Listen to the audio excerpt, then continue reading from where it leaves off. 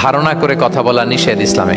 ওয়া ইন্না যান্না লা ইউগনি মিনাল হাক্কি শাইআ, আল্লাহ বলেন ধারণা কখনো সত্যের বিকল্প হতে পারে না। আপনাকে সত্যটা জেনে বলতে হবে। আমরা এরকম সমাজে অনেক করি, অনেক আপনি পাবেন। ধরেন যে আপনাকে আপনার এক বন্ধু দেখলো, রিক্সা দিয়ে যাচ্ছেন, আপনার পাশে এক নারী বসা, তো সে অনেক কিছু খারাপ ধারণা করতে পারে। এরকম হয় না সমাজে?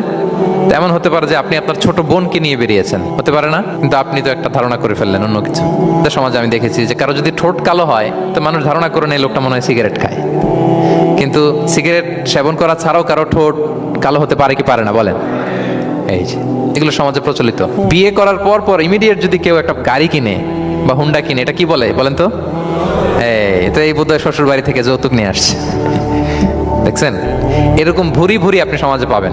আন্দাজে ধারণার উপরে আমরা অনেক কথা বলে ফেলি, কিন্তু নিশ্চিত না হয়ে আপনি কোনো কমেন্টসে যেতে পারবেন না। এটা একেবারে